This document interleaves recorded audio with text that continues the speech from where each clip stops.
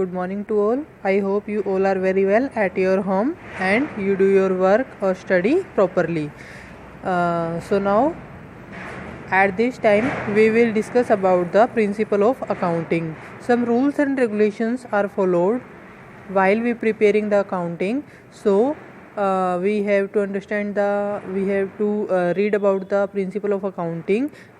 कौन कौन से हमारे कुछ अकाउंटिंग प्रिंसिपल्स होते हैं, कुछ कंसेप्ट्स हैं, कुछ कन्वेंशन हैं, कुछ हमारी परंपराएं हैं जिनको हम क्या करते हैं, फॉलो करते हैं, कुछ हमारी एजम्पशंस होती हैं। और ये जो रूल्स ऑफ अकाउंटिंग है ये हमारे एक्सपेरिमेंट के बिहाफ पे बनाए गए हैं।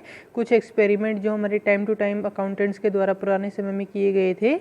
एक होता है हमारा gap, GAAP, it means generally accepted accounting principles, यानी कि ऐसे अकाउंटिंग प्रिंसिपल्स जो सामान्य तौर पर सभी जगह इक्वली क्या किए गए हैं, एक्सेप्ट किए गए हैं, स्वीकार किए गए हैं, जिनको हर टाइप के बिजनेस के द्वारा क्या किया जाता है, प्रयोग या यूज़ किया जाता है। तो आइए कुछ अकाउंटिंग कंसेप्ट्स के बारे में हम पढ़ते हैं। हमारी कुछ अकाउंटिंग कंसेप्ट है, कन्वेंशन है, तो वन बाय वन हम उनको रीड आउट करेंगे। There are the total 9 accounting concept. First is separate entity concept और बिजनेस एंटिटी कंसेप्ट। इसका मतलब क्या होता है कि हम बिजनेस या बिजनेसमैन को क्या सेम नहीं मान सकते, हम उन दोनों को क्या मानते हैं, अलग अलग मानते हैं। उन दोनों की जो पहचान होती है वो क्या होती है, हमारी अलग अलग होती है। Why? Because businessman has some personal transaction related to home, related to household. तो इसका मतलब ये है कि जो बिजनेसमैन की घरेलू ट्रांजेक्शन्स है उसको बिजनेस के अकाउंट में रिकॉर्ड नहीं किया जाना चाहिए। तो according to this concept business and businessman are the two different entity, दोनों का अलग अलग पहचान होती है। एंड बिजनेसमैन की जो पर्सनल क्या होती हैं, ट्रांजेक्शन होती है, जो घरेलू होती हैं, उसको हम बिजनेस में रिकॉर्ड नहीं करेंगे, क्योंकि बिजनेस का प्रॉफिट या लॉस तो हमारा तभी आएगा जब उस सिर्फ बिजनेस से रिलेटेड ही हम ट्रांजेक्शन को क्या करते हैं, रिकॉर्ड करते हैं। इसका एक एग्जांपल लेते हैं हम कि जैसे मान लेते हैं कि बिजनेसमैन ने जब बिजनेस स्टार्ट किया उसके पास खुद की कैपिटल थी, तो उसने खुद की कैपिटल बिजनेस में लगा दी। कैपिटल मीन्स पूंजी, जो पैसा लगाया है उसने, ठीक है। तो बिजनेस के लिए वो क्या मानी जाती है, लायबिलिटी मानी जाती है। लायबिलिटी मानने का मतलब आपका ये हो जाता है कि वो पैसा उसने चुकाना है वापस, उसको वापस करना है, किसको करना है, बिजनेसमैन को।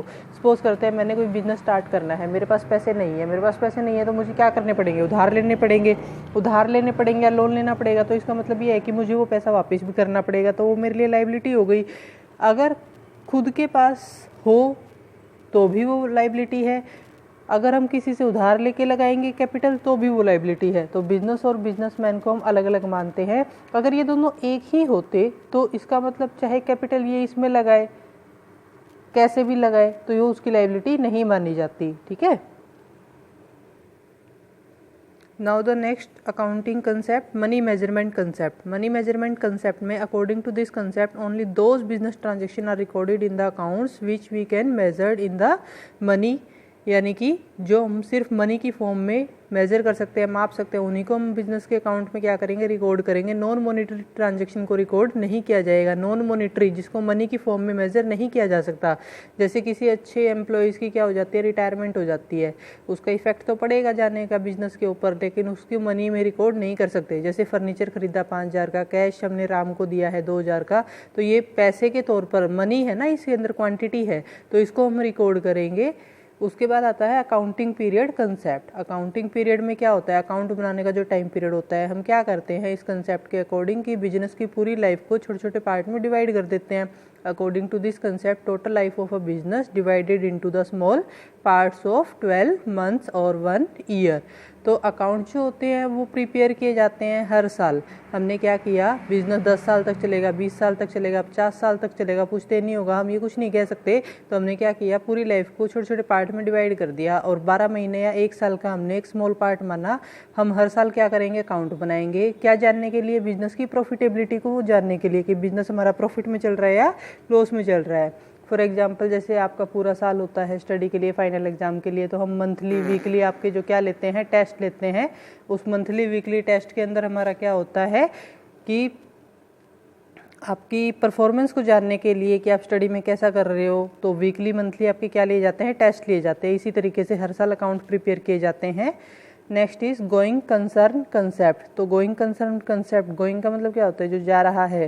भाई इस कंसेप्ट के अकॉर्डिंग क्या होता है, एक बिजनेसमैन जो होता है जब वो बिजनेस क्या करता है, स्टार्ट करता है, तो उस केस में वो बिजनेस को लॉन्ग टर्म तक चलाएगा, ये सोच के, ये माइंड में अपने विचार रख के क्या करता है, स्टार्ट करता है। तो यहाँ पर बिजनेसमैन जो है वो बिजनेस स्टार्ट करेगा लॉन्ग टर्म के लिए, चलाने के लिए। जैसे मैंने कोई बिजनेस स्टार्ट किया तो मैं ये सोचूंगी भाई बिजनेस अच्छा चलाएंगे और फ्यूचर में लंबे समय तक चलाएंगे। तो इसके लिए हम क्या करते हैं, जैसे एसेट्स वगैरह परचेज कर लेते हैं, मशीनरी, फर्नीचर, कुछ भी परचेज किया है तो वो लंबे समय के लिए यूज़ के लिए खरीदा ना। इसका एक अच्छा एग्जांपल हम ये दे सकते हैं, जैसे आपने घर में कोई एलईडी खरीदी है या फिर आपने फ्रिज खरीदा है, कोई फर्नीचर खरीदा है, तो वो आप ये सोच के चलते हो ये 10, 15, 20 साल तो हमारे चलेंगे ही चलेंगे, तो लंबे समय के लिए यूज़ के लिए आपने खरीदे हैं। तो ये होता है गोइंग कंसर्न कंसेप्ट। और बिजनेसमैन भी ये सोचता है कि हम बिजनेस जो है वो लंबे समय तक चलाएंगे, हम उसको साल 6 महीने में बंद नहीं करेंगे। Now historical concept. तो अकॉर्डिंग टू हिस्टोरिकल कंसेप्ट क्या होता है कि assets are recorded into the accounts on the historical cost, की जो एसेट जो है अकाउंट में रिकॉर्ड की जाएंगे हिस्टोरिकल कॉस्ट पे। हिस्टोरिकल कॉस्ट कौन सी, जैसे हमने 10 साल पहले कोई एसेट है, हमने 5 लाख की खरीदी थी, तो उसको हम 5 लाख ही अकाउंट में क्या करेंगे, शो करेंगे। उसकी मार्केट वैल्यू जो होती है वो तो हमारी कम ज़्यादा होती रहती है, मार्केट वैल्यू अप डाउन होती रहेगी टाइम टू टाइम, बट उसको क्या कर दिया जाता है, इग्नोर कर दिया जाता है। और जो हम एसेट पे डेप्रिसिएशन लगाते हैं, डेप्रिसिएशन का मतलब क्या था हमारा, डेप्रिसिएशन का मतलब था किसी भी एसेट को यूज़ करने के कारण जो उसकी वैल्यू क्या हो जाती है, हमारी डिक्रीज़ हो जाती है, यानी कि कम हो जाती है। जैसे आपने एक बाइक खरीदी मान लो 50,000 की, और उसको आपने 6 महीने यूज़ कर लिया। 6 महीने यूज़ करने के बाद जब आप उसको बेचोगे तो क्या वो 50 में बिकेगी, नहीं, कम वैल्यू में बिकेगी ना। तो जितने से कम होती है, पुरानी हो जाती है यूज़ करने के बाद, वो आपकी डेप्रिसिएशन कहलाता है।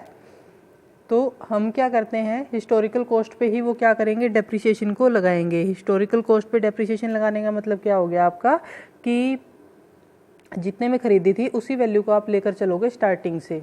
फिर आता है dual aspect concept. Dual aspect क्या होता है, दोहरा लेखा प्रणाली। इसका मतलब ये है कि हर ट्रांजैक्शन के 2 पहलू होते हैं। हर बिजनेस की ट्रांजैक्शन के, सेल की, परचेज की, सैलरी की, कैपिटल की, तो ये क्या होते हैं, 2 पहलू होते हैं। और एक को डेबिट कर दिया जाता है, one is debit and other is credit. एक को डेबिट करते हैं, दूसरे को क्या करते हैं, क्रेडिट करते हैं। जैसे मशीनरी परचेज की हमने कैश में, तो मशीनरी आई एक तरफ, तो दूसरी तरफ कैश चला गया, तो 2 चीज़ों पर हमारा क्या पड़ा है, प्रभाव पड़ा है ना, इफेक्ट पड़ा है। तो एक हमारी अकाउंटिंग इक्वेशन होती है, इस अकाउंटिंग इक्वेशन का पूरा लेसन है एक हमारा, जिससे रिलेटेड क्वेश्चंस हम आगे आने वाले चैप्टर्स में करेंगे, इसी चैप्टर्स के बाद करेंगे। जो हमें क्या कहती है कि हमारी एसेट जो है वो लायबिलिटी प्लस कैपिटल के इक्वल होती है। बिजनेस की टोटल संपत्ति किसके बराबर होगी, बिजनेस की लायबिलिटी और प्लस में कैपिटल के इक्वल होगी। तो ये थी आज की हमारी वीडियो। इससे रिलेटेड जो हमारे बाकी के बचे हुए अकाउंटिंग कंसेप्ट है वो हम नेक्स्ट वीडियो में क्या करेंगे, डिस्कस करेंगे। Thank you so much.